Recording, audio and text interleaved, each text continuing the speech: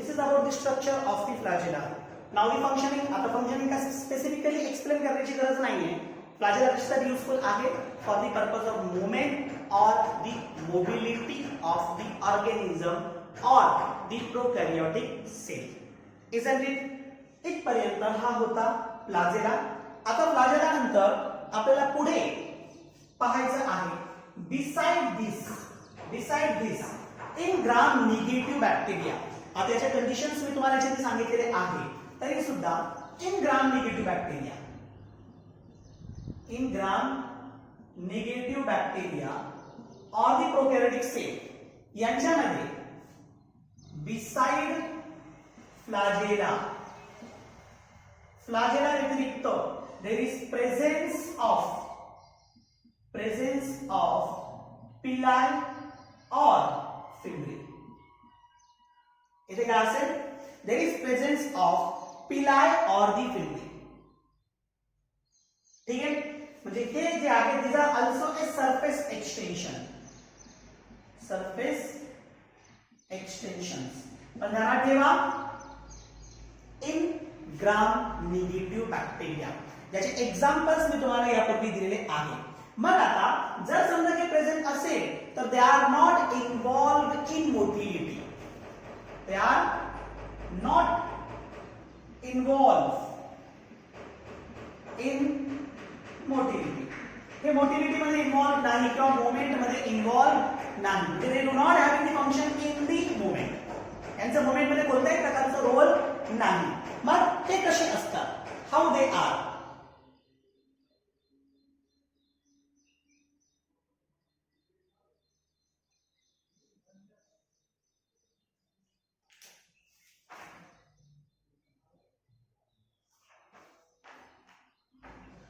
ठीक आहे, हे कसे असतात आपण त्याचे स्ट्रक्चर्स पाहूया. पण त्याच्यापूर्वी some bacteria having specific forms on the basis of flagella. कारण बॅक्टेरियामध्ये फ्लॅजेलाची अरेंजमेंट डिफरंट असते आणि त्या डिफरंट अरेंजमेंट नुसार बॅक्टेरियाचे प्रकार पडतात.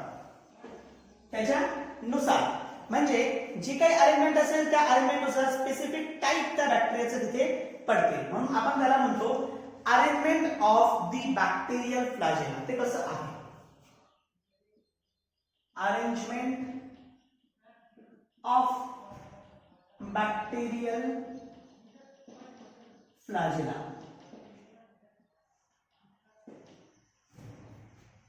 How they are arranged? On the basis of their arrangement there are 4 forms. त्या पद्धतीने 4 फॉर्म्स आहेत किंवा 4 स्ट्रक्चर्स आहेत. मी 4 स्ट्रक्चर तरी क्लिअर करेन. First monotrichous. ट्रायकस म्हणजे फ्लॅजेला. मोनो म्हणजे सिंगल. ठीक आहे. See this is an flagella. Sorry, this is an organism. हा तुमचा बॅक्टेरिया आहे. ठीक आहे. आणि याच्या कोणत्याही एका एंडनं मी इथं दाखवलं, याच्या कोणत्याही एका एंडनं फक्त एकच one side single flagella present असेल, that is we called monotrichous. Monotrichous म्हणजे काय? Single flagella on one side. This is called single flagella on one side. अशा प्रकारची कंडिशन कोणामध्ये असते? मग फॉर एक्झाम्पल विब्रियो स्पेसिस किंवा विब्रियो कॉलरा तुम्ही ते घेऊ शकता. कॉलरा साठी रिस्पॉन्सिबल असलेला बॅक्टेरिया. आणखी एक एक्झाम्पल त्याच्यामध्ये आहे, दॅट इज कॅम्पिलोबॅक्टर स्पेसिस. कॅम्पिलोबॅक्टर स्पेसिस. ठीक आहे, हे 2 एक्झाम्पल मोनोट्रायकस मध्ये आहेत. त्यानंतर सेकंड, ध्यानात ठेवा हा जो हे जे प्रकार आहे त्याचे टाइप्स एक्झॅक्टली दिले नाही, पण AIPMT नीट मध्ये प्रश्न विचारला गेलेला आहे याच्या आधी. म्हणून आपल्याला हे घेणं गरजेचं आहे. एक आहे मोनोट्रायकस, दुसरं आहे lophotrichous. Second one is lophotrichous. लोफोट्रायकसला कधी कधी it is a sub form of monotrichous असे म्हटलं जातं. Lophotrichous sometimes called as sub form of the monotrichus. It is because monotrichus एका साइड लोफो म्हणजे काय groups there is groups this लोफो means groups म्हणजे हा तुमचा बॅक्टेरिया आहे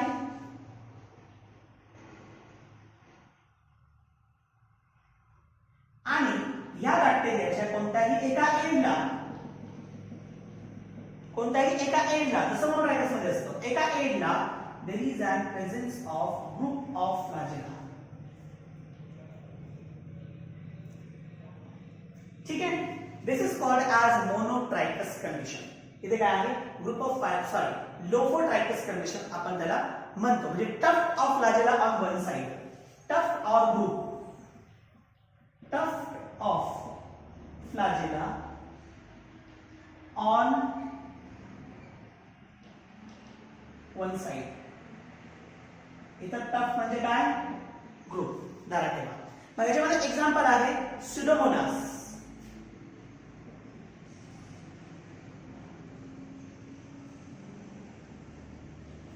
हा एक एक्झाम्पल आणखी काय स्पायरिला स्पेसिस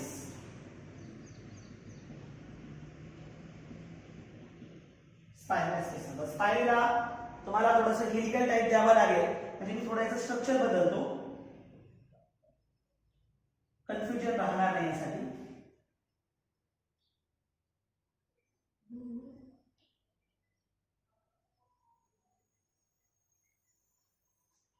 ठीक आहे लोफोट्रायकस त्यानंतर थर्ड टाइप याच्यामध्ये तिसरा प्रकार जो आपल्याला पाहायला भेटतो दॅट इज अन अँफिट्रायकस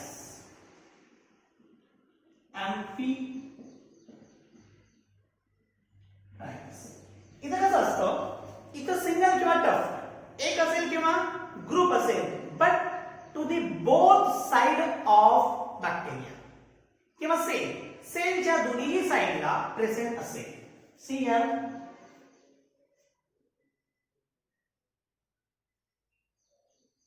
फिलामेंटस किंवा रॉड लाइक बॅक्टेरिया आहे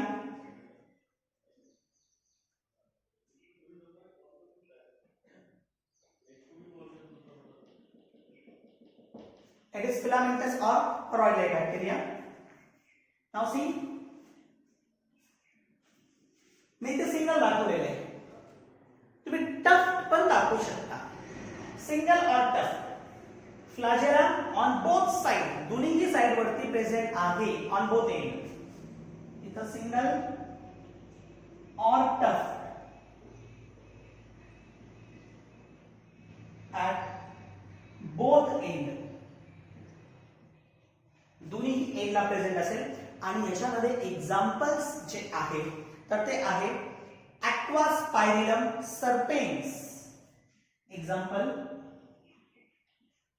ॲक्वास्पायरिलम मी जर स्पेसिफिक लिहितो तर ॲक्वास्पायरिलम सर्पेन्स हे तुम्ही तिथे एक्झाम्पल घेऊ शकता सो आणखी एक आहे अल्केलिफिजेन्स हा पण आहे आता हे एक्झाम्पल्स मी सेपरेटली शीट मध्ये दिलेले आहेत तुम्ही त्याला रेफर करू शकता ठीक आहे या व्यतिरिक्त लास्ट टाइप आहे fourth that is पेरिट्रायकस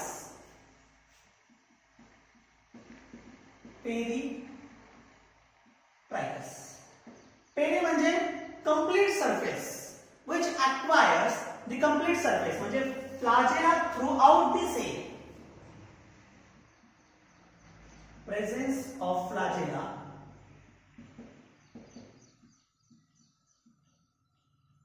throughout the cell complete cell वरती हे flagella present असेल see this is an cell ठीक आहे आणि त्यावरती प्रेझेंट असेल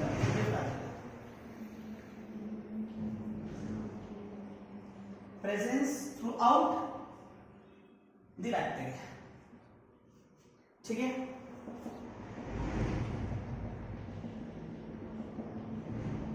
दॅट इज पेरिट्रायकस यामध्ये एक्झाम्पल तसं हे जे बॅक्टेरिया आहेत आपण एक्झाम्पल घेऊया साल्मोनेला टायफी असेल salmonella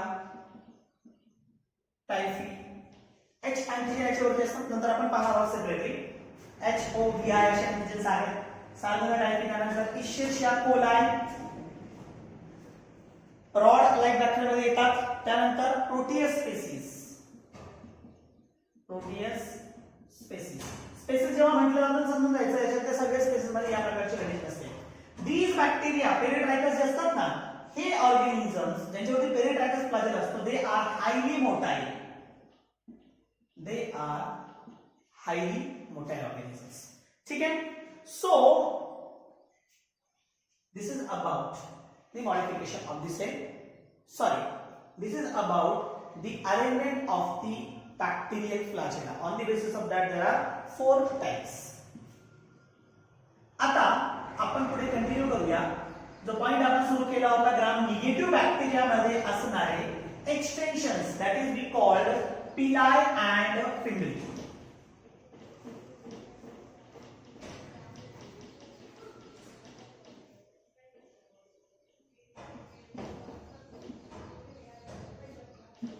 Now from that first, that is pili.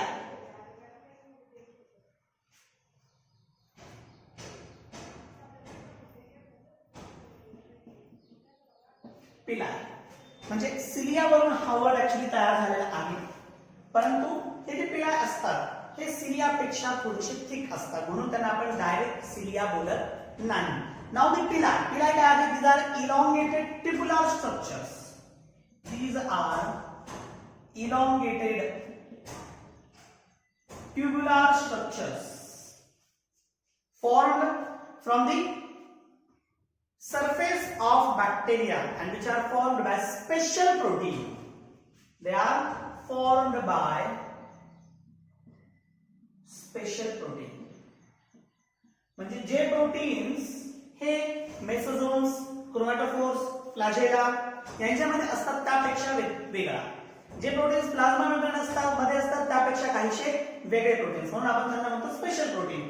हे स्पेसिफिक प्रोटीन पासून, स्पेशल प्रोटीन पासून तयार झालेले आहेत आणि यांच्या फंक्शनिंग नुसार टाइप पडतात on the basis of their functioning. मग if the pili are useful in the conjugation with other cell, जेव्हा हे पिलाई कॉन्जुगेशन दुसऱ्या सेल बरोबर कॉन्जुगेशन साठी युजफुल होत असेल किंवा they are participate in the conjugation with other cell, then they term as sex pili.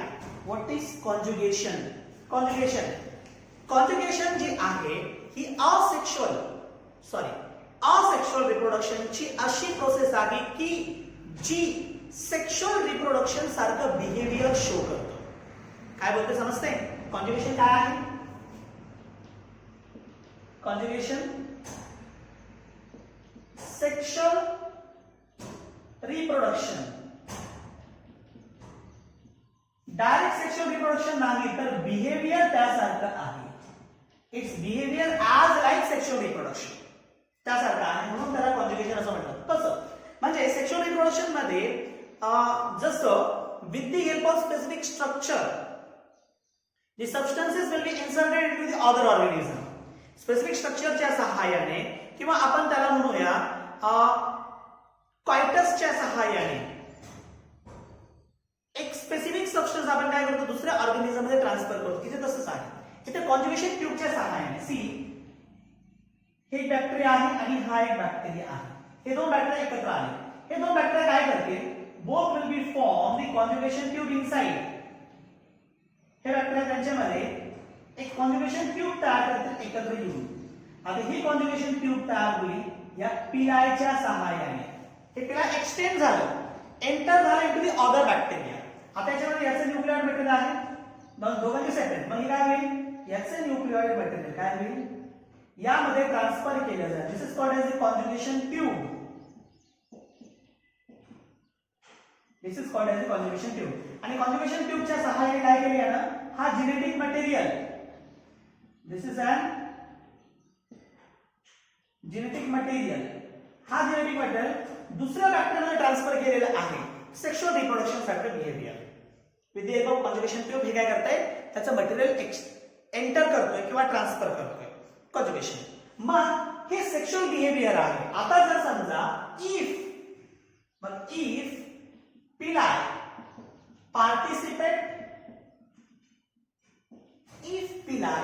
participate in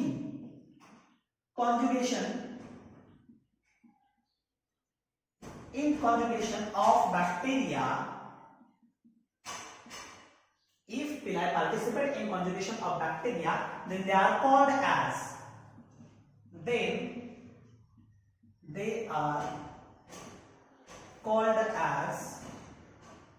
sex pili. त्यांना काय म्हणतात? They are called as the sex pili. ठीक आहे. आता इफ काही पॅथोजेनिक स्ट्रेन मध्ये हे जे पिलाय असतात they are responsible to adhere with the other cell, किंवा आपण त्याला म्हणूया attach with the host and rocks in the strain. या पद्धतीने म्हणजे मी तुम्हाला अजून सांगितलं होतं की पिलाय आणि fibril communication with other cell बरोबर येतं, परंतु आता हा कम्युनिकेशन तर करतोच, पण या व्यतिरिक्त it can be it serve as a pathogen. मग जर काही पॅथोजेनिक स्ट्रेन असेल, मग इन पॅथोजेनिक स्ट्रेन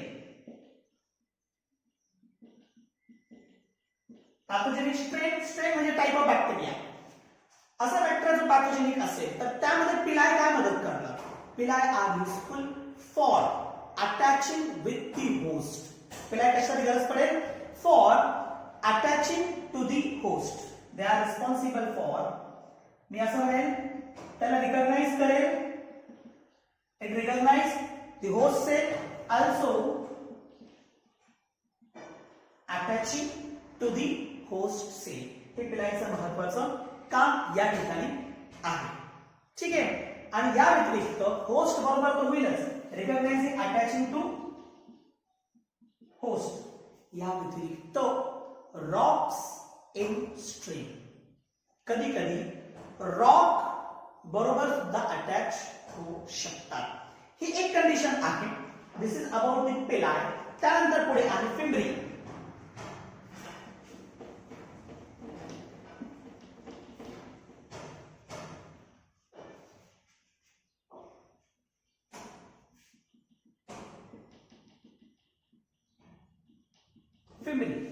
फिम्ब्री काय आहे?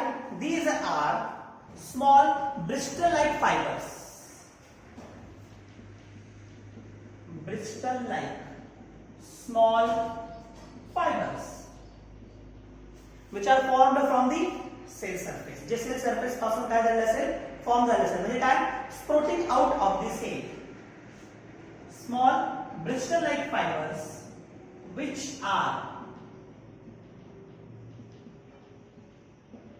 sprouting out from cell. Cell पासून नवीन एक्सटेन्शन होणे त्याला आपण स्प्रोट आउट म्हणतो. वर्ड थोडासा डिफरंट आहे, परंतु स्प्रोट आउट म्हणजे काय? Extension from the cell. Cell पासून एक्सटेंड होणे त्याला आपण स्प्रोटिंग म्हणतो. वर्ड नवीन आहे, परंतु अर्थ सिमिलर, जे तुम्हाला याच्या आधी माहित होतं. आणि याचं काम काय आहे? It is responsible to attach with the other bacteria for the communication. हे काय करतं? Attach with bacteria for communication. हे कम्युनिकेशन साठी अदर बॅक्टेरिया बरोबर अटॅच्ड होतात. also जर पॅथोजेनिक असेल तर होस्ट टिश्यू मध्ये एंटर होऊन ते काय करतात? त्यांच्यासाठी लागणारं न्यूट्रिशियस मटेरियल सुद्धा अवेलेबल करतात. मग also entering to host tissue, कशासाठी? For the purpose of nourishment और the nutrition to the rocks in the stream. Host tissue also rocks in stream म्हणजे काय करतील? त्याच्या स्ट्रीम मध्ये एंटर होतील आणि त्यासाठी असलेलं न्यूट्रिशियस मटेरियल ते अवेलेबल स्वतःला करून घेतील. That is about the fimbriae. या ठिकाणी हा फिम्ब्री जो पॉइंट आहे तो आपण पाहिलाय. त्यानंतर पुढे these are all about the modification of the cell envelope. हे झाले सेल एन्व्हलपचं मॉडिफिकेशन. या व्यतिरिक्त अदर ऑर्गॅनिलीज सुद्धा प्रोकॅरियोटिक सेल मध्ये प्रेझेंट आहे. आपण इथे प्रोकॅरियोटिक सेल कंप्लीट करून टाकणार आहोत आणि पुढच्या लेक्चर मध्ये आपण युकॅरियोटिक सेल सुरू करणार आहोत. मग अदर ऑर्गॅनिलीज जे प्रोकॅरियोटिक प्रोकॅरियोटिक सेल मध्ये प्रेझेंट असतात. आपण त्याच्याकडे जाऊया. रायबोसोम्स अँड इन्क्लुजन बॉडीज. मग एक कन्सेप्ट तुम्ही याच्यामध्ये स्टडी केलेला आहात रिव्ह्यू ऑफ सेल मध्ये किंवा ओव्हरव्ह्यू ऑफ सेल मध्ये. म्हणजे प्रोकॅरियोटिक सेलचा जो सायटोप्लाझम आहे तुम्हाला माहित आहे की cytoplasm of prokaryotic cell consists the non-membrane bound organelles. Prokaryotic सेलच्या सायटोप्लाझम मध्ये मेम्ब्रेन बाउंड ऑर्गेनेलिज नसतात तर non membrane bound organelles present असतात. म्हणजे there is an absence of mitochondria, chloroplast, endoplasmic reticulum, lysosomes या प्रकारच्या बॉडीज ज्यांना मेम्ब्रेन असतो अशा बॉडीज यामध्ये ॲब्सेंट आहेत. But they having membrane less organelles. त्यांच्यामध्ये काय असतात? मेम्ब्रेन लेस ऑर्गेनेलिज प्रेझेंट असतात. मग डिफरंट टाइप ऑफ स्ट्रक्चर्स हे प्रोकॅरियोटिक सेल मध्ये प्रेझेंट आहे. मग हे जे डिफरंट टाइप ऑफ स्ट्रक्चर्स आहेत हे स्ट्रक्चर्स कोणत्या फॉर्म मध्ये असतात? मग त्यामध्ये पहिलं फॉर्म दॅट इज रायबोसोम्स. त्यामध्ये पहिलं फॉर्म रायबोसोम्स आहे. What is ribosome? Ribosome these are granule like structure. ध्यानात ठेवा रायबोसोम काय आहे? These are granule like structure. Granule सारखं दिसणारा स्ट्रक्चर. त्यानंतर नॉन मेम्ब्रेन बाउंड. याला मेम्ब्रेन नाही. बट मी डेफिनेशन कंप्लीट करतो आता. Granule like structure which is non membrane bound and involved in the protein synthesis.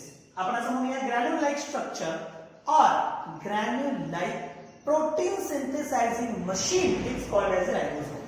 It is an protein synthesizing machine. हा एक प्रकार काय आहे? Protein synthesising machine. म्हणजे हे आधी मी तुम्हाला क्लिअर केलं. आपण जे प्रोटीन खातो ते आपल्याला एनर्जी देतो आणि बॉडी कन्स्ट्रक्ट करणारे जे प्रोटीन्स आहेत ते आपल्या बॉडीमध्ये तयार होतात आणि आपल्या बॉडीमध्ये तयार होणारे प्रोटीन्स हे या रायबोसोम मुळे तयार होतात. Because of ribosome. कशामुळे तयार होते? हे रायबोसोम मुळे. मग हे जे ग्रॅन्युलाइट स्ट्रक्चर असलेले जे रायबोसोम्स आहेत तर हे रायबोसोम्स युकॅरियोटिक सेल मध्ये वेगळे आणि प्रोकॅरियोटिक सेल मध्ये वेगळे पण present in both. They are present in both. That is eukaryotic and prokaryotic. दोघांमध्ये पण प्रेझेंट आहे. फरक काय आहे? तर प्रोकॅरियोटिक रायबोसोम युकॅरियोटिक रायबोसोम पेक्षा छोटा आहे. प्रोकॅरियोटिक रायबोसोम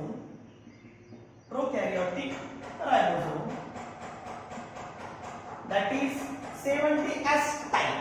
प्रोकॅरियोटिक रायबोसोम कसा आहे? 70S type. प्रोकॅरियोटिक रायबोसोम is smaller than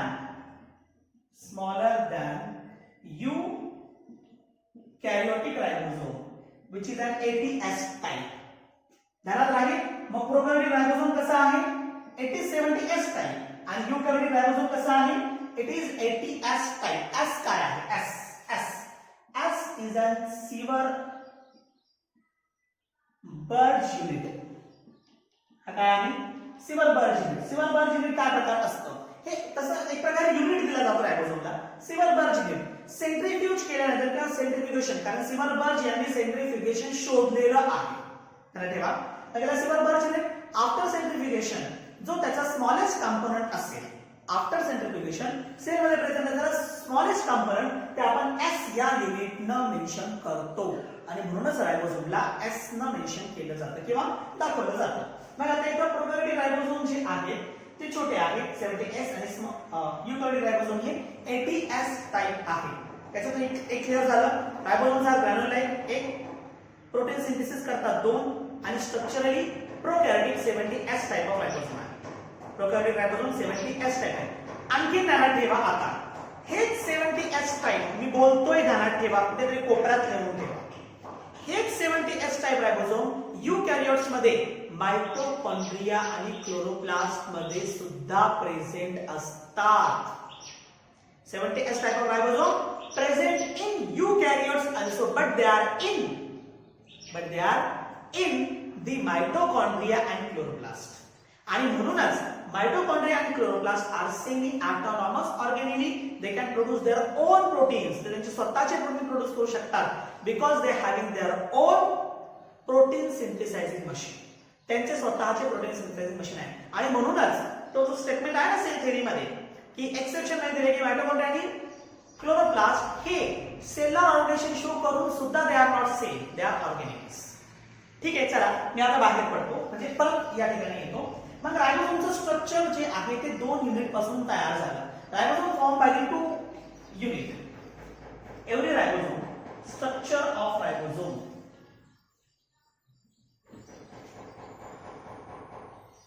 रायबोसोम जो आहे तो स्ट्रक्चरली 2 युनिट पासून तयार झाला. There are 2 subunits. 2 subunit आहेत. हे स्ट्रक्चर इथे काढतो.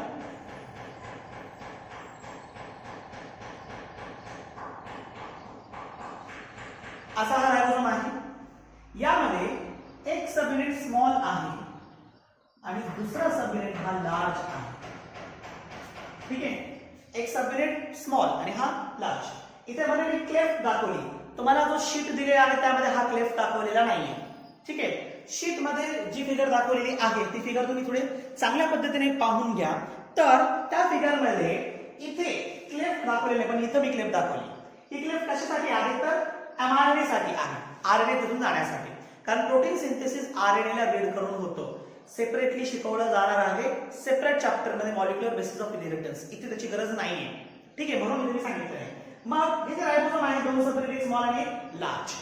स्मॉल सब युनिट हा जो असेल तर जर प्रोकॅरियोटिक असेल, इफ प्रोकॅरियोटिक, तर स्मॉल सब युनिट हा 50s असतो आणि लार्ज सब युनिट हा 30s असतो.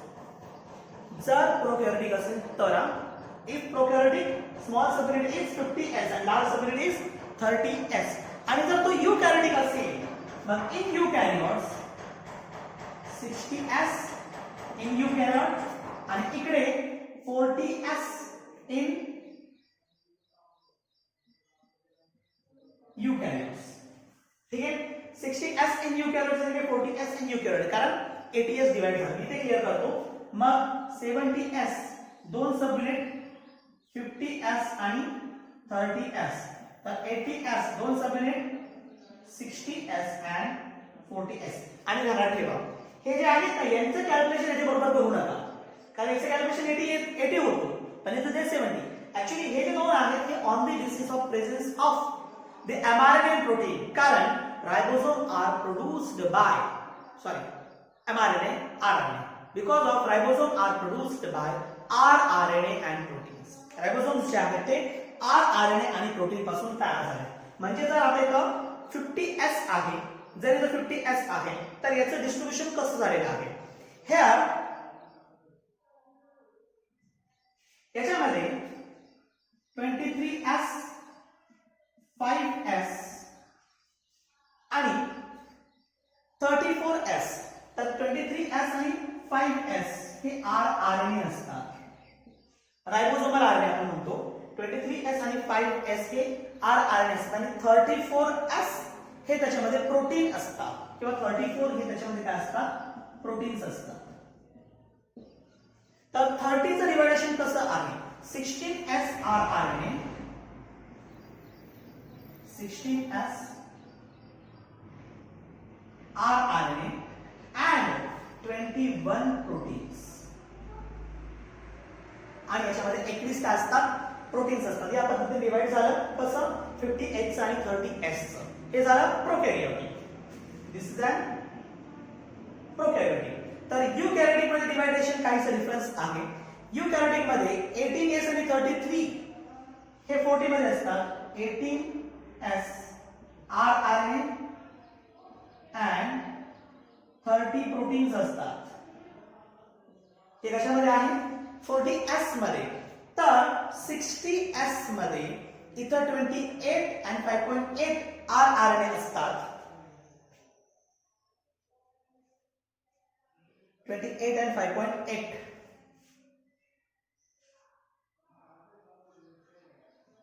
दुसरीकडे दाखवतो.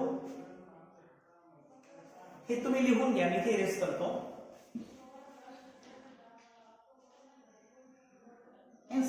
S 28 and 5.8 are RNA. परत separately 5S are RNA, 5S एकत्र घ्या आणि 50S प्रोटीन्स असतात किंवा 50 प्रोटीन्स आहेत. एस घेऊन आता 50 प्रोटीन्स आहेत. तर हे कॅल्क्युलेशन या पद्धतीने केलं जातं. ठीक आहे, यांच्या सहाय्याने कॅल्क्युलेशन करून नंतर रिझल्ट दिला जातो. So this is about the analysis of ribosome. हे रायबोसोमचं अनालिसिस आहे. आता मी एक्सेस इथं दिलेलं आहे, याचं कारण की नीट मध्ये यावरती प्रश्न आलेला आहे, यावरती ऑलरेडी प्रश्न येऊन गेलेला आहे, म्हणून मी हे तुम्हाला इथं दिलेलं आहे. ठीक आहे, तर हे रायबोसोम्स कशाच्या कामी येतात किंवा for what purpose they are useful. मला असं वाटतं की पर्पज सांगण्याची गरज नाही. याचं कारण की मी सुरुवातीलाच क्लिअर केले आणि तुम्हाला त्याचं फंक्शन हे समजलेलं आहे. They R involve in protein synthesis. ते कशामध्ये इन्व्हॉल्व आहे? Protein synthesis. आणि त्यांच्याशी असोसिएटेड असलेले जे कंपोनंट त्या सेल मध्ये असतात त्यांना आपण आरएनए म्हणतो. That is ribosomal RNA. आता इथं एक single ribosome single polypeptide chain तयार करतो. एक सिंगल रायबोसोम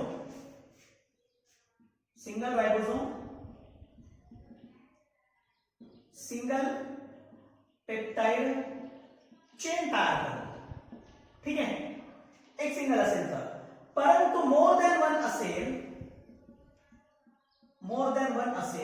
तर इथं काय होतं? मेनी पेप्टाइड चेन तयार केले जातात. म्हणून पॉलिसिस्टॉनिक जीन असेल म्हणजे सिस्टॉन म्हणजे फंक्शनल जीन. सिस्टॉन म्हणजे काय? Functional gene. जीन काय असेल तुम्हाला सांगितलेलं आहे. सिस्टॉन म्हणजे फंक्शनल जीन. मग पॉलिसिस्टॉनिक मध्ये एकापेक्षा जास्त जीन असतात, म्हणजे एकापेक्षा जास्त प्रोटीन तयार करायचे आहेत आणि एकापेक्षा जास्त प्रोटीन तयार करायचं असेल तर सिंगल रायबोसोम मध्ये होणार नाही. त्यावेळेस काय होतं? हा एक एमआरएनए आहे आणि ह्या एमआरएनए वरती मेनी रायबोसोम्स विल बी कनेक्टेड. काय होईल? मेनी रायबोसोम्स कनेक्ट होईल आणि प्रत्येक रायबोसोमला सेपरेट पॉलीपेप्टाइड चेन तयार केली जाईल. There is formation of separate polypeptide chain. That is called as polyribosome. तर आपण काय म्हणतो? Polyribosome. It is also called as polysome. If on a mRNA more than one ribosomes are present, then the structure is called as polyribosome. एकापेक्षा जास्त रायबोसोम येत असेल तर पॉलीरायबोसोम किंवा पॉलिझोम असं म्हटलं जातं आणि ते एकापेक्षा जास्त प्रोटीन त्या ठिकाणी तयार करू शकतं. म्हणून हे असं स्ट्रक्चर तुम्हाला कोणत्याही प्रोकॅरियोटिक सेल मध्ये पाहायला मिळेल. ठीक आहे, या प्रकारची कंडिशन प्रोकॅरियोटिक सेल मध्ये तुम्हाला पाहायला भेटेल. So this is about the ribosomes. हे जे पॉलीरायबोसोम असतात ना, polysome translates the mRNA into protein. किंवा पॉली असेल किंवा किती असेल, सिंगल जरी असेल तरी हे काय करतं? ट्रान्सलेट म्हणजे काय? Protein synthesis. Translate the mRNA into protein. हे याचं महत्त्वाचं काम. काय फंक्शन आहे? एमआरएनए पासून प्रोटीन तयार करणे. This is called as translation. Process is called as the translation. So this is all about the ribosomes. त्यानंतर पुढे जाऊया आपण. रायबोसोम व्यतिरिक्त there is presence of inclusion bodies. There is presence of inclusion body.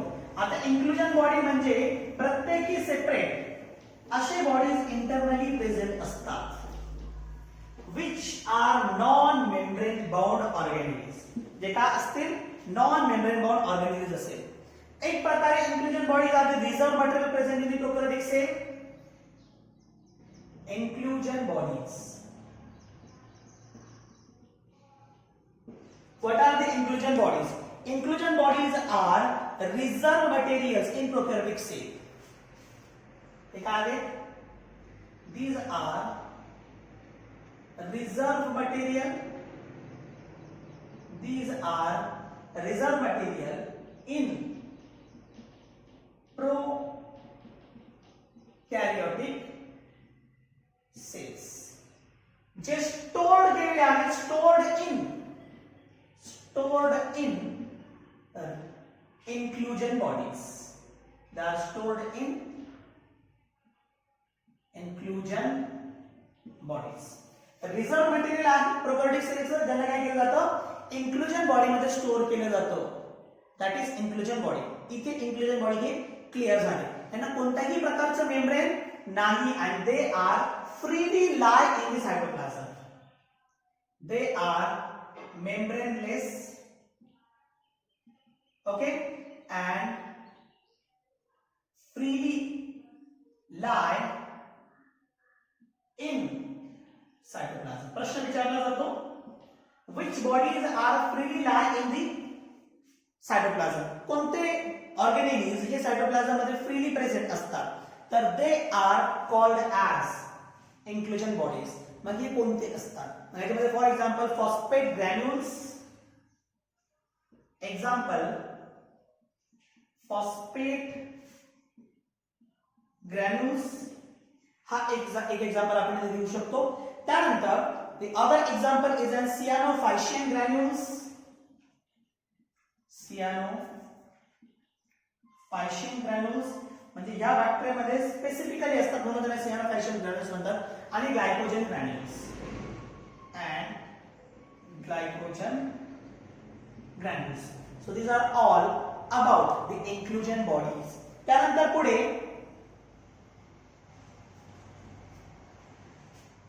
beside this there is other non-membrane organelle is present inside the cytoplasm, that is an gas vacuole. तसं व्हॅक्युअल present असतात, पण specifically प्रोकॅरियोट्स मध्ये gas व्हॅक्युअल आणि food व्हॅक्युअल असे दोन असतात. Gas व्हॅक्युअल आणि food व्हॅक्युअल. Gas व्हॅक्युअल आणि फूड व्हॅक्युअल दोन्हीही जवळपास सिमिलर फंक्शनिंग मध्ये असतात. म्हणजे फूड स्टोअर करणे, त्याला डिकम्पोज करणे, त्यावेळेस गॅस प्रोड्यूस होतो, म्हणून त्याला आपण काय म्हणतो, गॅस व्हॅक्युअल म्हणतो.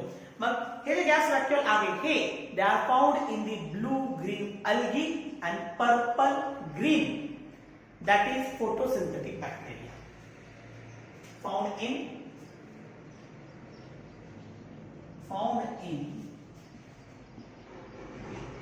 blue green algae and purple photosynthetic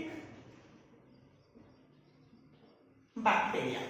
तर या प्रकारे गॅस व्हॅक्युल्स जे आहेत ते काय असतात, they are present in the prokaryotic cell. या व्यतिरिक्त the last compound of the prokaryotic cell, that is its genetic material, हे सर्वात महत्त्वाचं आहे.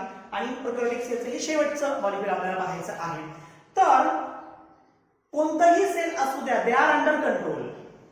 प्रत्येक सेल अंडर कंट्रोल मध्ये असतं. मग आपलं असू द्या किंवा प्रोकॅरियोट्स असू द्या, every cell is under control. And how they are under control? They are under control of genetic material. ते काय असतात, जेनेटिक मटेरियलच्या अंडर कंट्रोल मध्ये असतात. मग जेनेटिक मटेरियलच्या अंडर कंट्रोल मध्ये असल्या कारणाने genetic material is most important component of that cell. तो त्या सेलचा सर्वात महत्त्वाचा component. Why it is called as genetic? Because it having complete information of that cell or that body. ते काय करतं, त्या बॉडीची कंप्लीट इन्फॉर्मेशन कन्सिस्ट करतं. Means that the characters and that character from transmit from one generation to next generation, or from parents to their offspring, ठीक आहे. तर हेच they are called as the genetic material. Genetic तुम्हाला माहित आहे, transmission of character from one generation to next, that is genetic. मग genetic material, the material which is responsible for transmission of character from parents to their offspring, hence they are called as the genetic material. Next one is genetic material. Now genetic material is also called as nucleoid. This is also called as nucleoid. How genetic material is also called as a nucleoid? Genetic material ला nucleoid कसं म्हटलं जातं? Why? महत्त्वाचा प्रश्न आहे. तर याचं कारण मी तुम्हाला सांगतो. मला वाटतं आधी पण मी तुम्हाला सांगितलेलं आहे. प्रोकॅरियोट्स, प्रोकॅरियोटिक, प्री म्हणजे आपण त्याला म्हणूया नॉट कम्प्लिटली डेव्हलप्ड न्यूक्लियस. आपण त्याला असं पण म्हणू शकतो की nucleus without membrane, that is न्यूक्लिओइड. म्हणजे फक्त जेनेटिक मटेरियल आहे आणि फक्त जेनेटिक मटेरियल विदाउट मेम्ब्रेन असेल तर we call it nucleoid. No nucleus, कारण nucleus absent in the prokaryote. Primitive nucleus आपण असं म्हणतो, हे त्यावरूनच.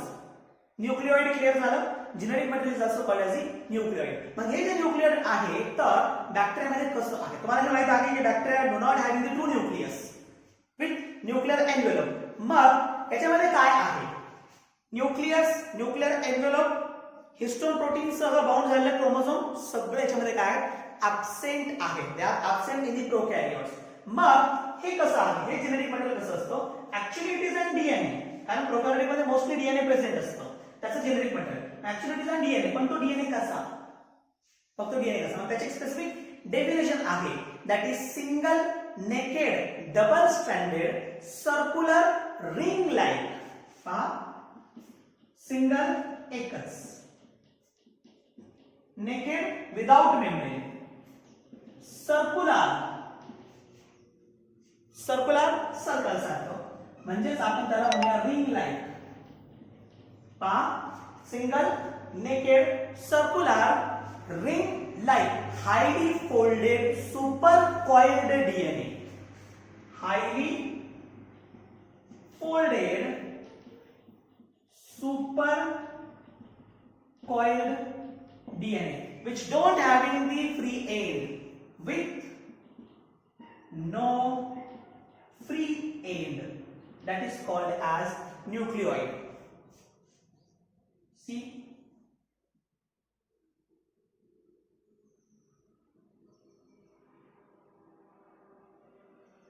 circular double stranded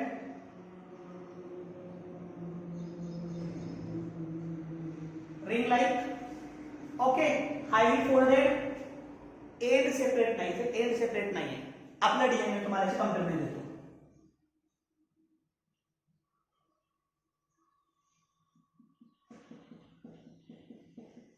याला आपण म्हणतो free end. This is free end and here no free end. इथे फ्री एंड नाही. That is nucleoid material, which is a genetic material of the which is a genetic material of the prokaryotic cell. मग इथं the nucleoid without nuclear envelope, simply the nucleus without nuclear envelope called as a nucleoid. Nucleus ज्याच्यावरती nuclear envelope नाही त्याला आपण काय म्हणतो? We called it nucleoid. And याला आपण आणखी नाव देतो. It also called as nuclear body. Also called nuclear body. ठीक आहे. त्याच्यानंतर it is also called as prochromosome. Prochromosome, chromatin body. Chromatin हे नाव आपल्याला युकॅरियोटिक मध्ये स्टडी करायचे. क्रोमॅटिन बॉडी, परंतु कंडेन्स झालेले म्हणून त्याला क्रोमॅटिन बॉडी म्हणतात. Prokaryotic chromosome, prokaryotic chromosome. ठीक आहे. त्याच्यानंतर it is also called as genophore. It is also called as genophore and it is also called as prokaryotic chromosome. याचे भरपूर नावं आहेत. ठीक आहे. हे वेगवेगळी नावं जर तुमच्या समोर येत असेल तर घाबरून जायचं कारण नाही. ध्यानात ठेवा, फक्त उत्तर देता यायला पाहिजे, बाकी काही नाही. म्हणजे त्याच्यामध्ये काही गरजेचं नाही एवढे सगळे नावं ध्यानात राहण्यासाठी. परंतु जर समजा अशी नावं तुमच्या समोर आली तर मग तुम्ही कन्फ्युजन करायचं नाही किंवा स्वतःला प्रॉब्लेम मध्ये आणण्याचं कोणतंही कारण या ठिकाणी नाही. ठीक आहे. तर यावरून एक गोष्ट क्लिअर झाली. सिंगल क्रोमोझोम असतो. सिंगल सेट ऑफ क्रोमोझोम असेल तर हेन्स प्रोकॅरियोट्स आर हॅप्लॉइड. ध्यानात ठेवा, single set of chromosome, hence prokaryotes are haploid and they having much less amount of DNA. Much less amount of DNA. Eukaryotes normally diploid असतात, पण prokaryotes कसे असतात? haploid. haploid म्हणजे काय? single set of chromosome. single set of chromosome. याला आपण काय म्हणतो? हॅप्लॉइड म्हणतो. 2 सेट असेल तर डिप्लॉइड, 4 सेट असेल तर टेट्राप्लॉइड. या पद्धतीने आणि सगळे एकत्र क्रोमोझोम, सगळेच क्रोमोझोम मिळून त्याला म्हणतात पॉलीप्लॉइड. त्याला आपण काय म्हणतो? पॉलीप्लॉइड. ठीक आहे. तर हे झालं अबाउट दी जेनेटिक मटेरियल. शेवटचं पॉइंट यामध्ये आहे, जेनेटिक मटेरियल सोडून in प्रोकॅरियोट्स there is presence of excess material or extra chromosomal DNA that is called as the plasmid. तुम्ही सेल पहा, हा सेल आहे, या सेल मध्ये हा न्यूक्लियोइड आहे आणि या व्यतिरिक्त extra chromosomal DNA, this is nucleoid and this is plasmid. म्हणजे जेनेटिक मटेरियल व्यतिरिक्त एक्स्ट्रा क्रोमोसोमल डीएनए प्रेझेंट असेल. Plasmid is and single, it is also double stranded, circular but extra chromosomal DNA. Single double stranded circular extra chromosomal DNA that is called as plasmid. मग specific functioning बॅक्टेरियाचे हे त्या plasmid वरती depend आहे. मग कसं, कोणकोणत्या गोष्टी याच्यावरती डिपेंड आहे? That is unique phenotypic character such as some unique phenotypic character त्या प्लाझ्मिड वरती डिपेंड आहे. Unique phenotypic characters. आता फिनोटिपिक कॅरेक्टर कसे, म्हणजे असे कॅरेक्टर ज्याला तुम्ही ट्रान्सफर पण करू शकता आणि त्या स्पेसिफिक बॅक्टेरियासाठी ते स्पेसिफिक असेल.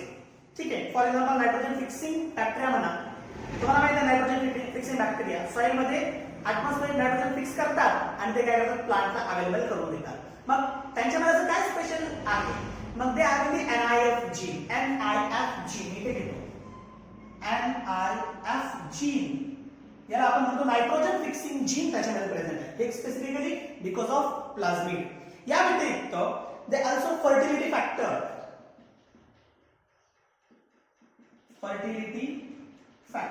म्हणजे त्या बॅक्टेरियाच्या रिप्रोडक्शन पर्पज साठी असतं.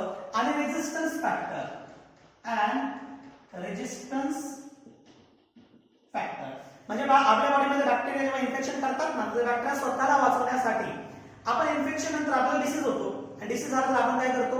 बाहेरून गोळ्या घेतो, मेडिसिन्स, ड्रग्स. हे ड्रग्स अँटीबायोटिकच्या फॉर्म मध्ये असतात.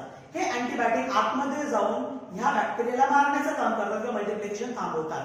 मग या प्लाझ्मिडमध्ये रेजिस्टन्स फॅक्टर आहे which prevent the multiplication, which prevent the antibiotic activity. बॉडीमध्ये असणारी अँटीबायोटिक ऍक्टिव्हिटी काय करतं? प्रिव्हेंट करतो. आणि ह्या स्पेसिफिक थिंग मुळे युजफुल इन जेनेटिक इंजिनिअरिंग. आणि म्हणूनच प्लाझ्मिड्स जे आहेत ते जेनेटिक इंजिनिअरिंग मध्ये स्पेसिफिकली वापरले जातात. ठीक आहे. मग जर प्लाझ्मिड हे टेम्पररी असोसिएट झाले विथ न्यूक्लियोइड, कधी कधी हे प्लाझ्मिड काय होतात? They will be temporary associated. याला आपण म्हणतो टेम्पररी असोसिएशन. परमनंट नाही, टेम्पररी असोसिएशन. जर असं टेम्पररी असोसिएशन होत असेल तर they are called as episomes. प्रश्न विचारला जातो यावरती. They are called as episomes. Okay. So this is all about the prokaryotic cell. हे जेनेटिक इंजिनिअरिंग मध्ये ॲज अ वेक्टर म्हणून वापरला जातो. The प्लाझ्मिड use as vector vehicle वाहून नेण्यासाठी. आपण काय करतो जेनेटिक इंजिनिअरिंग मध्ये? एखाद्या स्पेसिफिक ऑर्गॅनिझमचं जीनोम हा कन्स्ट्रक्ट करतो, डिझाईन करतो. फॉर एक्झाम्पल माझ्यामध्ये उडण्याची ताकद नाही, तुमच्यामध्ये पण नाही. आणायची असेल आपल्याला, काय करायचं? आणायची असेल. मग आपण काय करणार? आणण्यासाठी ज्यांच्यामध्ये ती ताकद आहे त्यांच्यामध्ये तो स्पेसिफिक जीन त्यासाठी रिस्पॉन्सिबल आहे की त्यांना पंख तयार करतात. हे पंख आपल्यामध्ये तयार करायचे, मग तो जीन आपल्यामध्ये आणायचा. पण तो जीन आपल्यामध्ये कसं ट्रान्सफर करायचा? मग इथं तो प्लाझ्मिड वापरावा लागेल ॲज अ व्हेइकल. तो जीन तिकडनं घ्यायचा आणि आपल्याकडे टाकायचा. Vehicle vector. Isn't it clear? Mosquito मलेरियासाठी रिस्पॉन्सिबल आहे, पण मॉस्किटो मलेरिया करत नाही. कारण काय? कारण मॉस्किटो व्हेइकल म्हणून काम करतो त्या प्लाझ्मोडियम प्रोटोझोनला. मग तो प्रोटोझोन त्या मॉस्किटो मार्फत आपल्या बॉडीमध्ये एंटर करतात आणि तो प्लाझ्मोडियम आपल्या बॉडीमध्ये मलेरिया करतो. मग मॉस्किटो झाला vector. Similarly here the plasmid also useful in genetic engineering for the purpose of as an vector म्हणून. So this is all about the prokaryotic cell. इथे प्रोकॅरियोटिक सेल पूर्ण झालेला आहे. नेक्स्ट लेक्चरमध्ये आपण युकॅरियोटिक सेल सुरुवात करूया. आता याच्याशी रिलेटेड जे काही एमसीक्यूज असतील त्यासाठी तुम्हाला लिंक प्रोव्हाइड केली जाईल. ह्या लिंक मार्फत ते एमसीक्यू सॉल्व्ह करून मला पाठवायचं आहे. डाऊट असतील तर सेपरेटली मला पाठवा. फोटोज पाठवू नका. फोटोज म्हणजे कोणते? हे सबमिशनचे फोटो नाही. हे सबमिशन तुम्हाला गुगल लिंक वरती करायचे आहे. आणि डाऊटचे फोटोज मला तुम्ही पाठवू शकता. मी डाऊट्स तुमची क्लिअर करून देईल. पण ध्यानात ठेवा, तुम्हाला दिलेले एमसीक्यूजचे सगळे आन्सर्स तुमच्या शीट मध्ये तुम्हाला भेटून जाईल. फक्त शीट केअरफुली रीड करा आणि माझा हा व्हिडिओ केअरफुली ऑब्झर्व करा. याचे रनिंग नोट्स काढा. तुम्हाला क्वेश्चनचे आन्सर देण्यासाठी कोणताही प्रॉब्लेम राहणार नाही. ठीक आहे. Hair now I am stopping my today's lecture. Thank you very much.